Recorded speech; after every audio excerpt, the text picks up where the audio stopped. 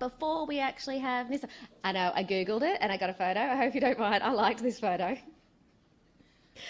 Nyssa's awesome. So she works for Warrigal Employment at the Illawarra Aboriginal Corporation. She'll tell you more about herself, but I'd like you to join me in saying thank you to Nyssa for coming, because this is not part of her standard work. And all of our Aboriginal guest lectures are actually coming in, which this is not part of their standard work. So when she finishes, you can give her a big birthday sing-along and a clap.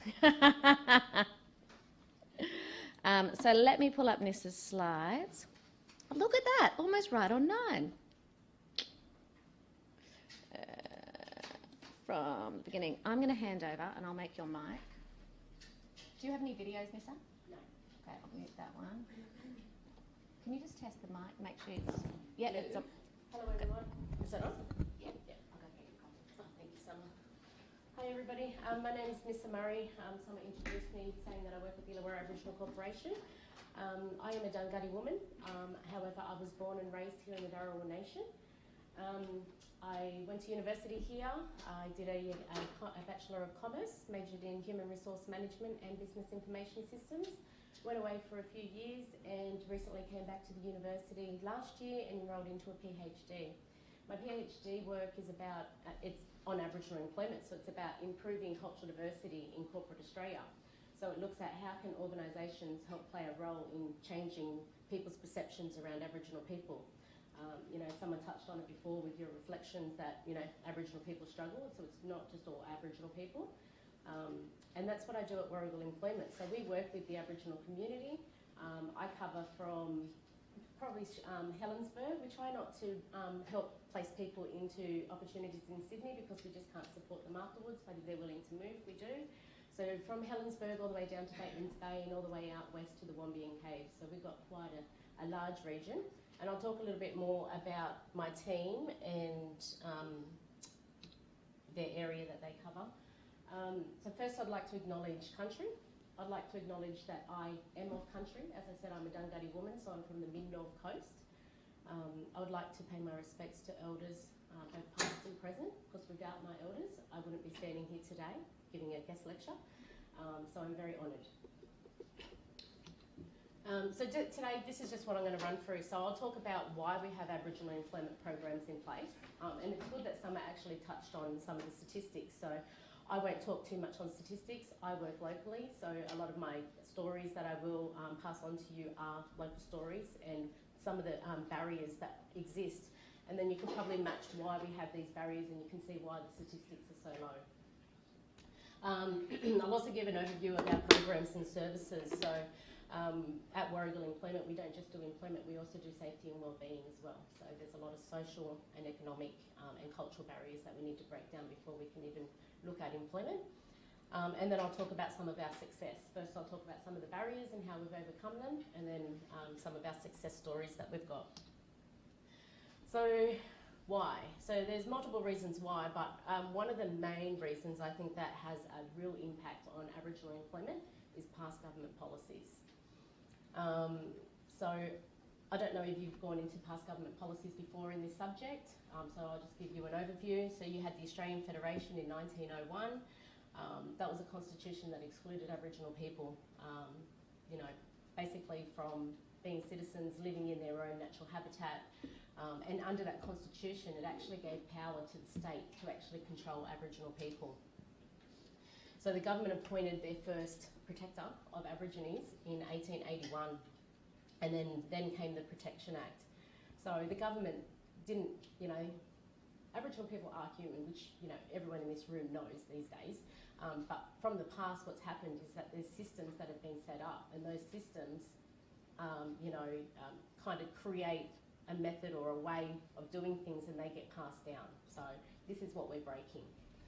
So I'll talk about the Aboriginal Protection Act in 1901 because I think this had the most impact on, excluding Aboriginal people. It dictated everything, from where they can work, where they can live, where they can walk. I don't know if you've touched on Aboriginal missions, reserves. Yeah, okay. So as I said, I'm a Dunghutti woman and I'm from Burnt Bridge Mission up on the mid-north coast. So my mother's generation and my nana's generation they lived on a mission, which actually had a mission manager, and that was actually fenced in.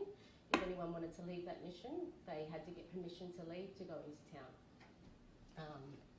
Yeah, really horrible. Also under the Protection Act, you have the stolen wages. So there was a big law case about stolen generations up in Queensland. If you've heard of Cherbourg, what they used to do is the mission manager up there would actually send people out for work, working in homes, doing general duties at the house, or sending them off to the islands to do garden work and stuff. But none of the money that they got paid for their wages actually went to the people. It went back to the missions. So there's the whole stolen generation as well. So the children, I think this is common, most people hear about the stolen generation, where the government came in and said that they needed to protect Aboriginal children, and they just went into the communities where Aboriginal people were and just ripped those children out. They took them out and they either put them within homes. So locally you have Bomaderry Boys Home, which is just in Nowra. And then you have up on the mid-north coast, Kitchener's Boys Home as well. And there was a lot of girls' homes as well. So what they did is they just ripped those children out of their family and said, nope, you guys aren't, they're not safe with you guys. And then they put them in homes. A lot of those people that went to homes as well actually stripped of their names and given numbers. So I have a few family members from my mission that were taken who have just returned home in the past 10 to 15 years. So it's really great. People are coming home, which is good, but you know, this has been long ongoing. Certificates of exemptions or passports to enter into towns. So if you were of what they used to call mixed bloods, which we don't do anymore, you would have heard mixed bloods, half caste, quarter caste, all those kind of things. We don't use those terminologies anymore. You're either Aboriginal or you're not. You have your heritage or you're not. You know, so if you're Chinese, you don't say I'm half Chinese or quarter or one arm. But, you know, so, but the certificate of exemptions, so the Australian government actually put that in place where they would actually issue an exemption for an Aboriginal person to say, yes, you can be considered a citizen if you give up your celebration of your culture, if you give up your language, if you don't associate with any of your family. So, it's crazy, this is real. Also, so in 1969, so only 50 years ago, that Protection Act was abolished. So if you think about that, 50 years ago, my mother was about to turn 60, and she was still under that Protection Act. And it was 1967, the referendum, where Australia got to vote whether or not Aboriginal people could be considered citizens. So prior to that, the government actually considered Aboriginal people under the Fauna and Flora Act. So we're either a plant or an animal. And then, okay, so what happened is then the New South Wales Aboriginal Welfare Board was created. And then in 1988, that became Family and Community Services. So if you go back to when I was talking about systems and how things get passed down through systems, so this is all derived from the Aboriginal Protection Act. So even though Family and Community Services are doing great things for Aboriginal communities, there's still a systemic system that exists within that boundary. But I wanted to touch on the past government policies because I believe that this is one of the things that contributes to the majority of the barriers that Aboriginal people, or some Aboriginal people, do face when coming to employment, looking at health, looking at childcare, a whole range of things. So I don't know how much Summer touched on about closing the gap as well. So closing the gap targets, the government introduced in 2008 that they would close the gap between Indigenous and non-Indigenous people within 10 years. So that was due in 2018, and the report that was released was that it did not close the gap. There was not much change. Yes, there was effort made. Yes, there was the CDEP that Summer touched on. That no longer operates here in regional towns. It's only in remote areas. Warragul Employment actually used to be a CDP provider. So a lot of people, a lot of Aboriginal people would be employed by the CDEP. So the way it operated here is a little different to remote areas. People would be employed by the CDEP, they would go and work there, do their hours, and they would get skilled up while they were doing their CDEP. My mother actually was an employee of the CDEP, and what she did was art. So she did a whole lot of art, and then they sold it. Okay, so I really hate this picture, but the saying is, I get it often, my whole life. A lot of Aboriginal people get it often as well, and says, just get over it because it didn't happen to you. I'm just going to move off that picture. But it did. So You know, if something happens to your mother or your grandmother, that gets passed down to you through your spirit, through your connection. You carry the trauma of your family. The same would happen in your family as well, whether you're Aboriginal or not. If something's happened within your family, you think what's happened to the Germans or the Japanese, they still carry that trauma. You know, so those kind of comments like, you know, it didn't happen to you, get over it, you had an education, you had a chance to make a change, but there's still all those other issues that come into play, and that's what creates the barriers. So I have a question for everyone. What do you think some of the barriers that Aboriginal people may face to obtain employment or to retain employment? Has anyone had anything to do? Oh, yep. Maybe racism. Yes. Although maybe our able to retain their employment, maybe racist co-workers or bosses they didn't want to. True. Yeah. If you're in an organisation and you yourself, whether you're Aboriginal or another culture, your culture's not valued or understood, you're not going to stay in that employment. Yeah. Yes, take this one.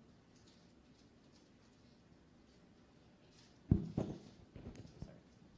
Anyone else could think of any other than racism? Did you have relocation, like for some jobs or whatever, require you to relocate to different areas, say in the same country?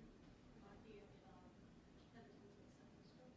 Yeah, that's right, because you're connected to your country and your family and you know what you know. And then also cultural responsibility as well, like looking after that country. And if you need to move away, so if you're thinking remote area, you're not going to, someone touched on it earlier, you're not going to get a job mainly in remote areas. Here in Illawarra, it's a little bit better. It's regional. Sydney, yeah, you're more likely to get a job. Yep. Like lack of educational skills. Yep. Why do you think there's a lack of educational skills? So the low E12 attainment rate, not getting like higher education and not going on to university, getting those skills that they need, or even given the experience to go out there on hands-on jobs to get that sort of skills. Why do you think Aboriginal people, what did I say Aboriginal people, but a high proportion of Aboriginal people don't complete Year 12 or go on to university? Well, it's partly cultural. Education is not connected to the cultural or state of mind. Indigenous learning, that sort of thing. That's right. Yeah, you've got Indigenous education methodology that you could use. So for Aboriginal people, learning methodologies are totally different to Western methodologies. So, you know, think back 20,000 years, you wouldn't have, you know, how many's here today? 40 Aboriginal people sitting in a lecture room talking about how to care for country. It's you learn by observing and pitching in, even with my child. So I do a lot of observation with him, a lot of learning. You know, he's 7 years old and he's already cooking an egg. You know, so I get him involved and get him confident in regards to most things anyway. Yeah. But I've written a little list of a few things. Racism is number one, definitely. Prejudice as well. So, you know, it's not always racism. Some people just don't know our culture. And just non-understanding of different cultures. So from my personal history and my work experience and thinking back about all the places I've worked and the people that I've worked with, I think number one is people didn't understand my culture is different. You know, even today, like we get, I work with some people or employers or services, and they think, well, Aboriginal people are in Australia, so we're all one culture now. But no, we're not. We're not. We still have our cultures and values that are just totally different to, you know, the British. Yeah.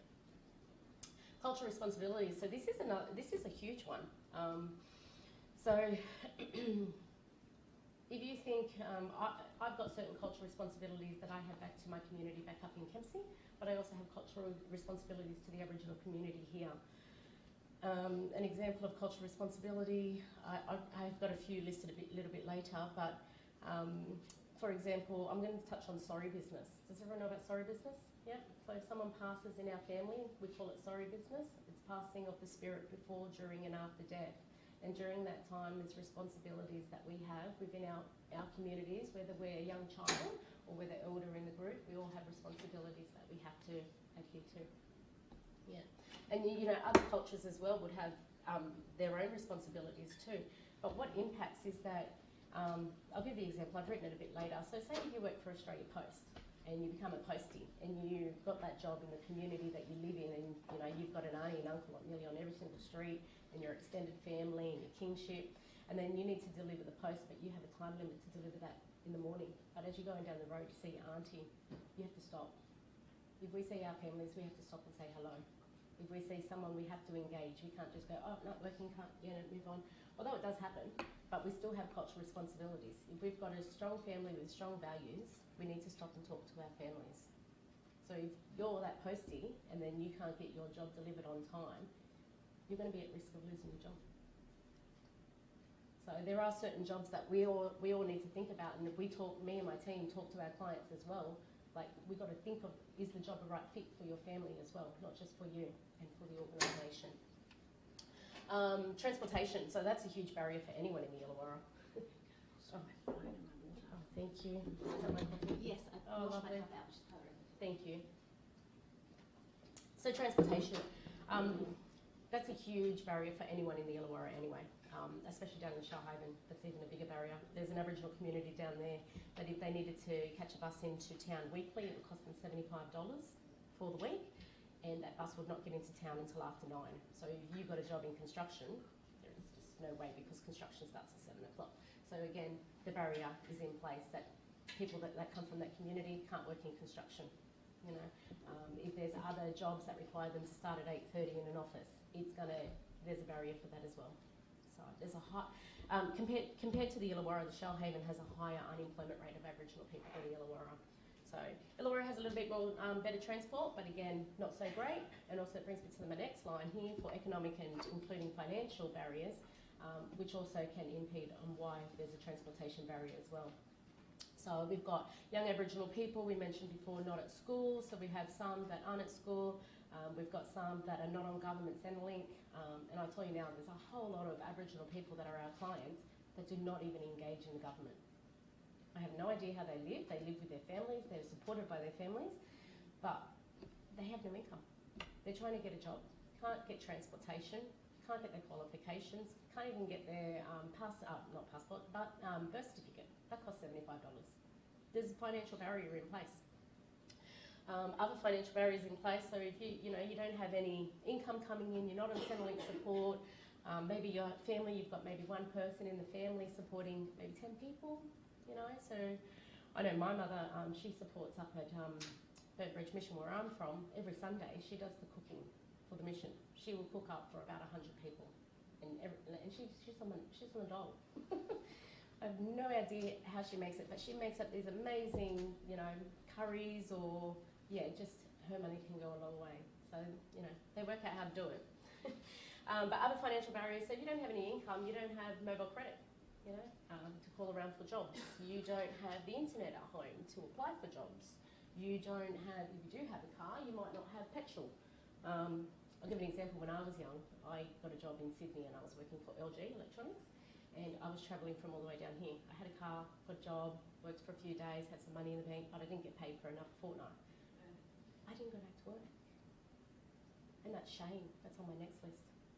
I was ashamed to call the employer to say, I don't have any money to go to work. But had I done that, I may have kept my job. And they're the conversations that we speak to our clients at Warragul Employment. So we're trying to break the barriers of shame. And shame comes from, as I said on a few slides before, past government policies, all these inherent things that have happened to our families. It becomes shame, and if you don't know about shame, look it up. And then confidence levels as well. So, as I said before, you're working in an organisation, and you're not understood your culture, your confidence levels, your self-esteem levels are low, and what's going to happen? Especially I get some some clients that come in I've been working with for over a year that have applied for so many different positions. We have sat down, we've amended the resume, we have updated cover letters, we have upskilled and provided tickets, and we pay for tickets at Warragul Employment, and you just can't get a job.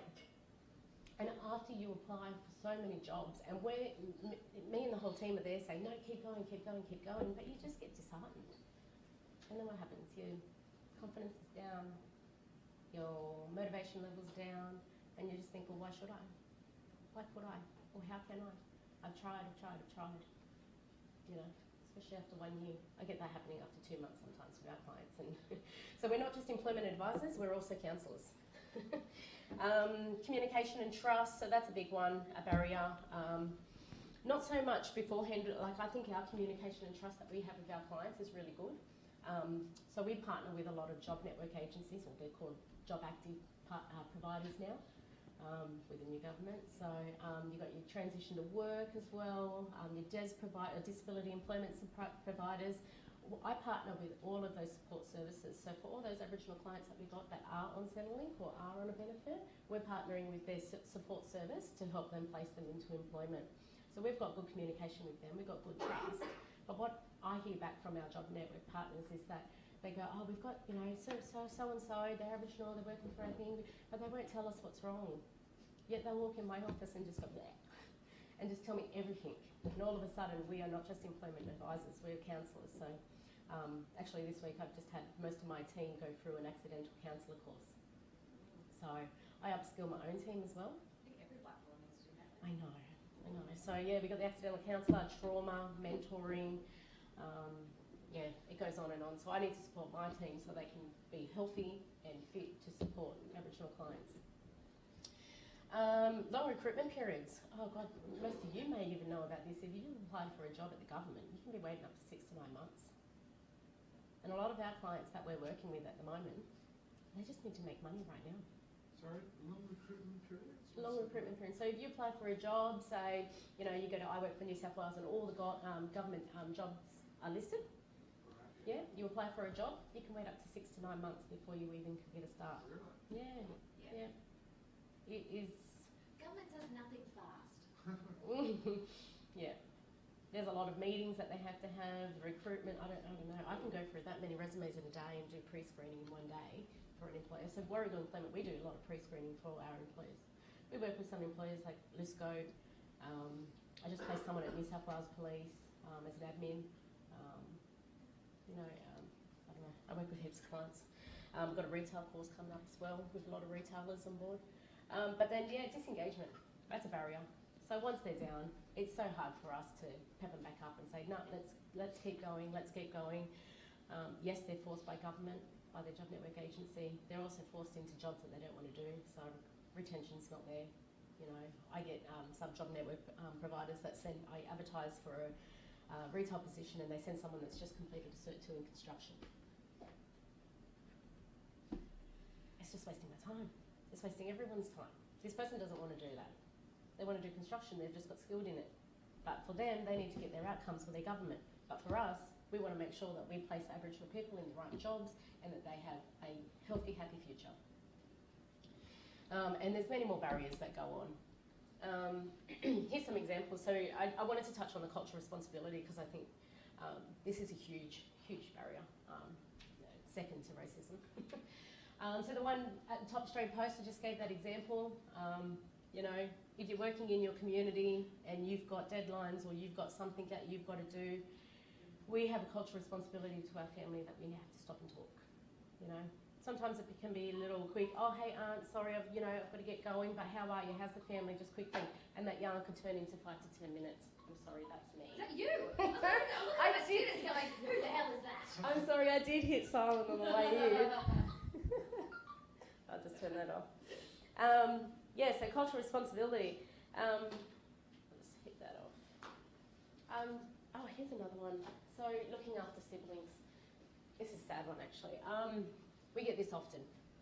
So I had a client come in to Warrigal Employment who's 17, come in to register with our service for the very first time saying, you know, I need to start thinking about what I need to do. They're not at school anymore. And she said that she wanted to be a chef. She'd like to get an apprenticeship, but she can't do that right now. She can't do that right now. She'll do it when she's 25. And we're like, why when you're 25? Well, we can get it now. You know, most apprenticeships, you know, they want people that are under 24. And she turns around and she goes, oh, I have siblings to look after. It's such a common thing. So, you know, think about barriers, past government policies, disengagement, confidence, self-esteem. That not just happens for individuals, happens for families as well. You know, Just this week, I've had my 12-year-old niece come and live with me. So I've just taken her on. So it's me, my partner, and it's a little 3-bedroom home. So I set her up a little room. She moved in on the weekend, started at a new school.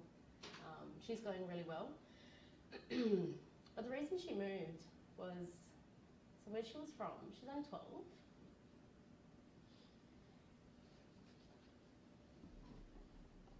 Sorry. And so in the last 12 months, she has had 3 of her cousins or friends commit suicide. Sorry. It's really hard. But, so, you know, we don't want people to move away from their families. But for that to go on in that community, I had to bring her down here. Sorry. I don't know why I'm crying. It's just really hard. So it's hard for me too. You know, I'm only 37 today. A 37-year-old parent with 1 child, and all of a sudden I've got a 12-year-old. Anyway, so, you know, it's good for her. She's got a good opportunity now. She's not around that suicide or mental health. It's just crazy, these young girls. Anyway, so just think about your culture and what responsibilities you have that could impact on your career. So, you know, we all have different cultural responsibilities, but that cultural responsibility of looking after family, connecting with family, our kinship, like that's real. Let's talk about something exciting. Warrigal employment. So I have been managing Warrigal employment now for the past 12 months. Prior to that, I worked at Sydney University on a future fellowship project. So I was in an academic space where I lived in beautiful space where I didn't have all this real stuff going on. It was all theory and learning. It was good. It was good. But anyway, look, I really like working in community because I'm down on the ground level. I'm dealing with what's going on. I'm actually making real impact change. And the way me and my team work is that I always look at what's happening in the labour market, what is the gaps, and how can we get Aboriginal people skilled to fill those gaps. Like, why not? It's not rocket science. Like, that's all we need to do. So this is our team, and I'll say 12 months ago, Warrigal Employment had 3 employees. And since I've been there, I have been frantically writing lots of different grants to fund more positions so that I can fund more positions so that I can put in place more fee-for-service. So I can start thinking about how can Warrigal Employment become a sustainable organisation and we don't have to rely on government anymore. I don't know why this didn't happen before me, but that's my aim and that's my mission for Warrigal Employment. So we've got employment and wellbeing. So I'll touch on the wellbeing quickly first. So I've got a Career Strong program and I've got Ability Links program. So the Career Strong program works, I have a case worker specialist who works with up to 20 clients at one time. At the moment he's only got 16. Those clients are experiencing the most disadvantage, whether they're homeless, whether they're unable to get a job, whether they have intellectual disabilities, mental health issues, not even registered at birth. Like, it is amazing how many people are not registered at birth, whether you're Aboriginal or not. I don't know if any of you have children, but when you have a child, you get given a form, go home, send it in. Like, if I didn't fill out that form, my son wouldn't have been registered at birth. And I know a lot of non-Aboriginal people, they go, oh yeah, I need to still register my child. And the child's about to go to school. Government. All right, anyway. So yeah, we have the Career Strong program. We work with up to 20 clients at one time. It's all about creating stability in their life. We have a high number of clients that get referred across by juvenile justice that come through, and that Career Strong caseworker works with them to create that stability, starting from the very beginning of registering them. You know, are they affected by drug and alcohol? Okay, let's connect you with a drug and alcohol worker and put a plan in place. Are you homeless? You know, where are you living? Are you couch surfing? Because that's a form of homelessness. You know, let's try and create stability around your home where you live. Because if we all know, if we have our own little safe space, we're able to move on and do something a little bit more in our lives. So So with Career Strong, we work from the very beginning and work up until we can send them off to jobs and they've got their own private housing. So this year we placed one of our clients into private rental, and he's just had a child and he is in his first year of his traineeship. It's really amazing. Ability Link, so I don't know if you've heard of that. It's a FACTS-funded Family and Community Services. The FACTS funding program is supporting Aboriginal people with disabilities and their families to link them to relevant services and to build confidence. It's all about creating a pathway for them to achieve their hopes, dreams and goals. And we've had that program for quite a while. At the moment there's 276 clients. I have one ability linker at the moment and I have one vacant position, so I have one person who's really, really overworked at the moment. I'll talk about the employment side. So I've got 2 government funded contracts, one by Australian government, so the Commonwealth have funded us for what we call the Sustainable Jobs Program. That model I have introduced as an employer demand driven model, so that's something new to Warragul Employment when I came here. Having a HR degree and understanding and working in HR in the past, I was just like, we can't do what the job service providers are doing and just send people to jobs. So I've implemented that when we get an employer on board, I actually go out and understand their organisational culture. What is their culture like? What is happening in their workplace? What kind of person would fit into that organisation? So I do all of that before I even go on to what are the job requirements. I need to know that the organisation that they're going to is culturally safe. If they're not culturally safe, I'll work with the employer and start talking about why we need to make safe environments. It may be that they just don't understand culture. I have one training and placement coordinator there, and I have about 4,000 clients. Some of those clients are employed, but they do come back to us for upskilling. So we may have placed them in entry-level roles, but they come back and then we place them in higher-level positions. I've got 2 NCAP, so this is the New Careers for Aboriginal People program. It's funded by State Training Services. I hold the contract in the Illawarra and the Shoalhaven region. That contract is all about employability skills. And I got my NCAP programs feeding into my Sustainable Jobs program. So I've got 2 employment advisors that work with people to make sure their employment skills are up to date. Yes, do they have a resume? We'll run a workshop. For instance, I recently got in BlueScope Steel to come in and do an information recruitment day. I had over 50 of our clients come in, squeeze into my little training room, and listen to BlueScope Steel and understand industry before they even applied for the job. So I think that's very important, like just for anyone, understand the organisation that you're applying for. So this is our model. And recently, Indigenous mentoring. So prior to me coming, everybody that worked at Warragul Employment did mentoring. And it puts more strain on on my employees that each and every single one of them, yes, we're finding jobs, we're placing them, we're getting ready, we're retaining them, but then we also have to do the mentoring on top. So I've introduced a brand new role. It's vacant at the moment, advertised, interviewing next Wednesday. Really, really excited. So I'm hoping I get someone really amazing on board, because what they'll do is they'll mentor everyone that we place into employment to ensure that retention is adhered to. But they'll also mentor people beforehand to make sure that they're job ready, break down social barriers, break down economic barriers, break down cultural barriers that exist. Because one of our jobs at Warragul Employment is we have to help our clients to understand how to navigate the 2 worlds. Like I said before, Aboriginal learning ways you bring up before, the way we do it is totally different to how things happen in the Western world. And that happens in business as well. Happens in education, happens in childcare, happens in everything. So that's Warragul Employment. And I will mention Warragul Employment is a subsidiary of the Illawarra Aboriginal Corporation. So the way the Aboriginal Corporation works is that we're a wraparound service. So yeah, I am their employment and training arm, but we also have a housing and homeless sector that support people. We have an aged care and disability sector. We have Mirambar, which is our out-of-home care service, supporting children of that are in state of the wards or out of home. We have Noogalik and Winnegay, which is our childcare centre and preschool, and we also have our cultural centre service. So the way we do it is that if we get someone in here into Warragul Employment that has a housing issue, we'll connect straight to our housing sector and there will be support there. where they can either get supported into an Aboriginal house, public housing, and the IAC. We also have 70 of our own houses as well for emergencies. Aged care, the whole lot. So we got from birth all the way right to aged care.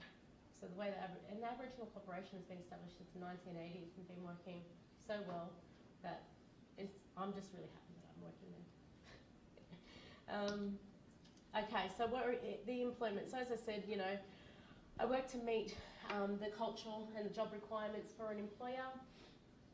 I also look at what are the job requirements and tickets. So do I have any clients at the moment that may have some experience or done work experience? Could I upskill them? So 2 weeks ago, I upskilled 10 of our guys that had some experience in construction, and I purchased their EWP tickets, confined spaces and working at heights. Those 10 are now more desirable to get onto construction work, and not just in the labouring roles, but into structural work as well now that they've got those tickets. So we work to make sure that we can create the opportunities for our clients, but it's up to the client to actually take that opportunity on board themselves. We can't just give everything to anyone. And sometimes it's expected, but it won't happen under me. Resumes and covers letters. We work with them to make sure that they're always updating their resumes, and not having at the top. I'd really like to get a traineeship in retail, and they're applying for an admin role. So they make these resumes in high school, and then you always forget to update it. So we're always running resume workshops. Preparing for work. So as I said, sorting out the social and cultural. We do a lot of interview techniques. So we do a lot of mock interviews with our guys. Whether it's a group interview, working on behavioural questions to make them confident so that when they do go for their group interview, that they're confident to be the first person to ask a question or have some sort of question in mind. We're just trying to help our clients just get that one step further. Interview, clothing attire, we have a funding budget to help them. If we get them into a job, I'll give them a few $100s to go and get their work clothes because, we don't want barriers like Shane coming in going, oh, I didn't have clean pants. Like, it happens. So... and then we connect to other services. There's services around that, not just for Aboriginal people. You've got Dress for Success. They operate over in Port Kembla. You can book in with them and they'll set you up with a stylist, go through some interview preps and set you on your way with a suit and a bag and a pair of shoes. Upskilling, I said, mentoring, and also PPE.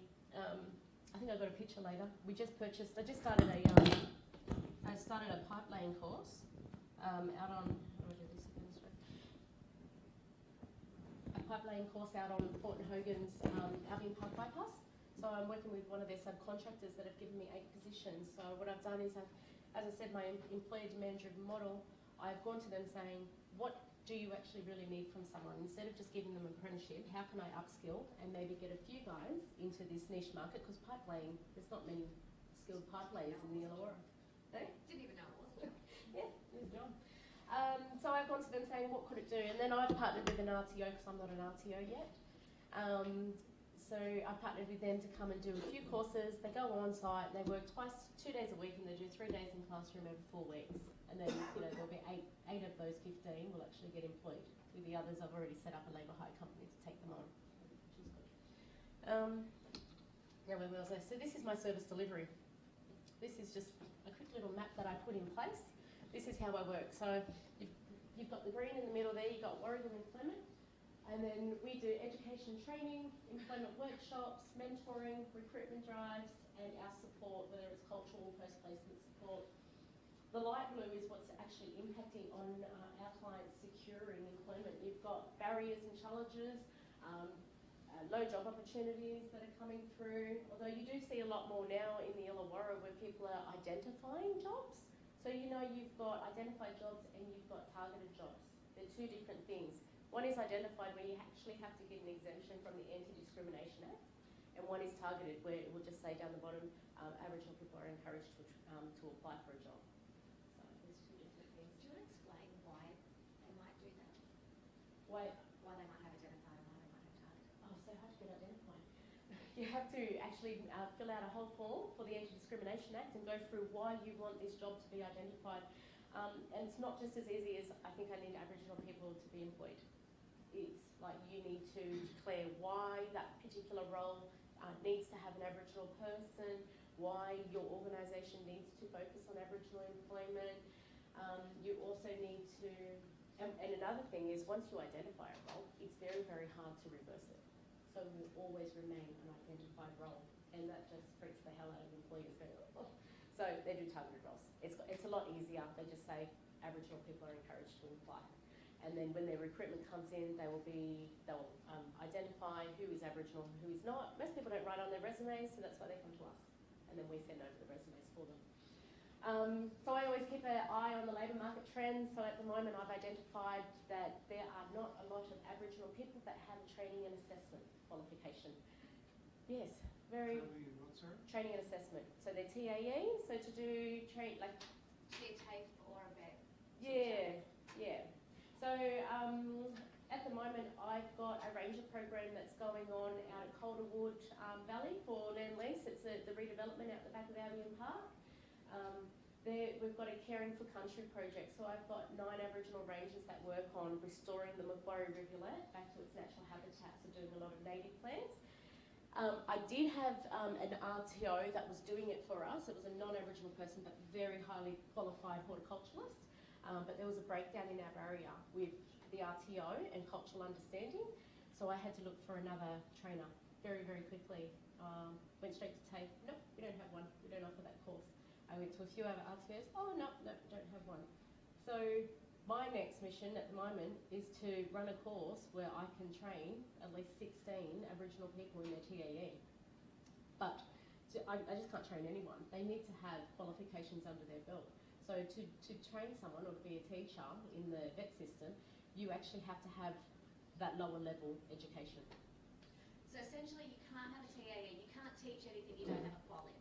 Oh, thank you. That's nicely quick and put. Yeah. So I can teach public health in the vet system, so I'm a qualified trainer in health. Yes. But you have to have the same or higher as what you're teaching. Yeah, that's right.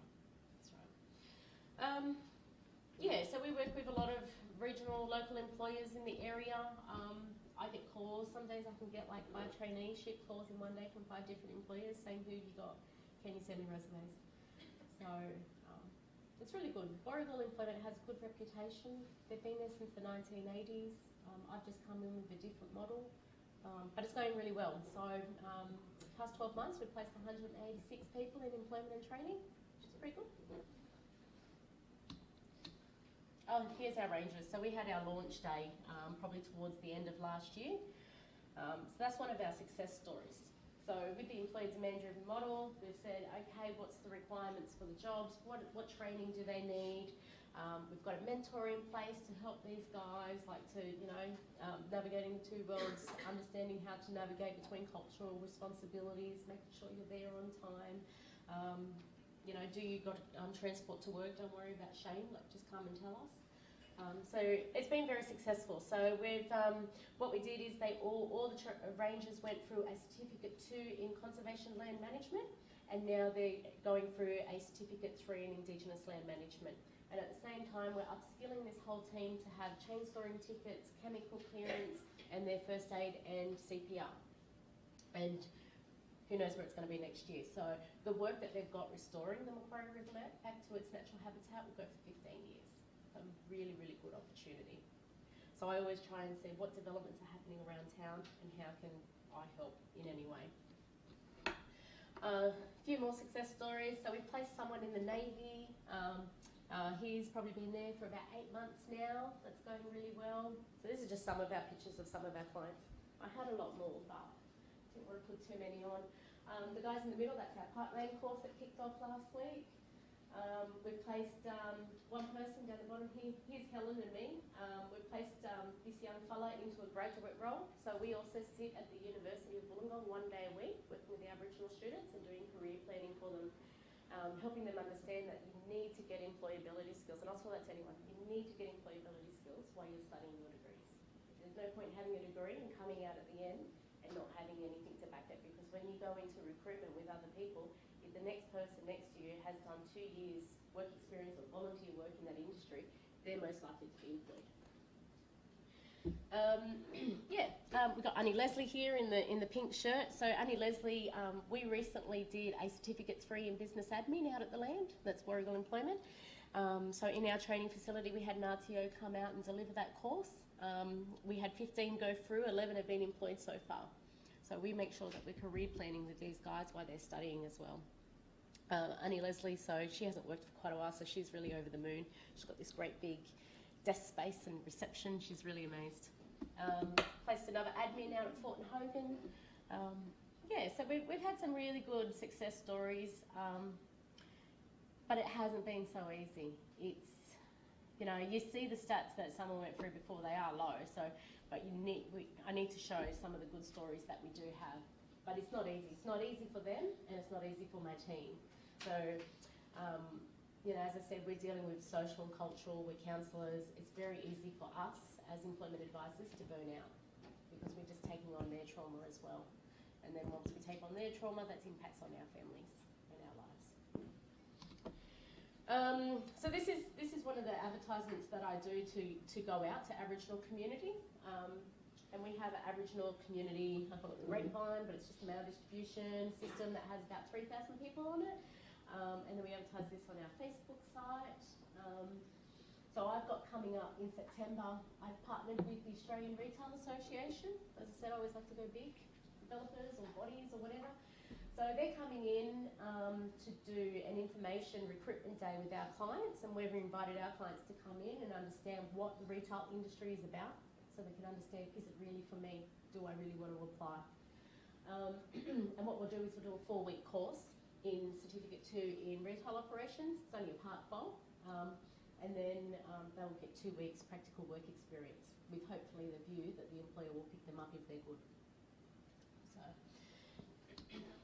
Do they get paid for that work experience? No. A lot of the work experience is unpaid, but I always say to my clients, it's really good to just at least get a week or 2 weeks on your resume, because you'll seem more favourable that, oh, yep, you've done a little bit, you know a little bit about what would happen on a normal day. Yeah. So this is how we work in our wellbeing. We do complex case management, referral service. We're in court sometimes with court advocacy. We've got clients that may have offended in any way. Assist with housing, employment, financials, dealing with drug and alcohol, because a lot of construction roles at the moment, which is big in the Illawarra at the moment, any construction role, drug and alcohol tested straight away, and if you have, there's no point applying, and we have those frank conversations with our guys, like, don't lie to us, we don't want to waste our time. Education, and we do cultural programs, so we have a bus at the Illawarra Aboriginal Corporation that we use, and mainly for the Career Strong clients, we pick them up. And we will take them up the mountain or out on country, just for some connection to culture, connection to country, and also with the Career Strong, it's good to get these young guys together to build up their confidence, self-esteem, and create their own support network as well, because most often our Career Strong clients are just on their own, dealing with a lot of trauma. Here's some images of out on country. We had Gumara. Have you heard of Gumara? They're up at Killalea. If you haven't, I'd say go out there, Killalea State Park. They do on-country experiences. There's dances up there. You can do hear didge playing, boomerang making. They do some really amazing things. And then out at the land. So this picture here on this side. So this is at my workplace. So Warrigal Employment, even though we're in the Illawarra, we're actually behind Port Kembla Golf Course, and we call it out at the land because you go out there and it's just this big massive land, there's beautiful trees and there's rabbits and birds, and it's amazing. I get to sit outside and write strategies. Really cool. Ability Link, so our disability employment. So you got Renee in the middle, she's one of our ability linkers, and we've got the young bloke here, he's one of her clients who she's connected with, who he says is Alex, who is his hero. So he got to meet him, hold his champion belt, and it was a really good day. He's about to go off to school, so it was a really good kind of uplift for him. So as I said, Ability Links is all about, helping our clients under Ability Links to meet their hopes, dreams, and their aspirations. So basically this comes to an end now, so I just want to say, have a think about what your role is around Aboriginal people, and whether it's, the biggest thing I can say is just understand that it's a totally different culture. And to learn it, you need to listen. You're not going to find it in the textbook. although you might find something over in the library, but for real learning experience in Aboriginal's traditional way, it's verbal and it's by doing, you know, learning by observing and pitching in is what I say. And just appreciate the culture. It's the oldest living culture in the world. Amazing. And I'm so happy to be a part of that.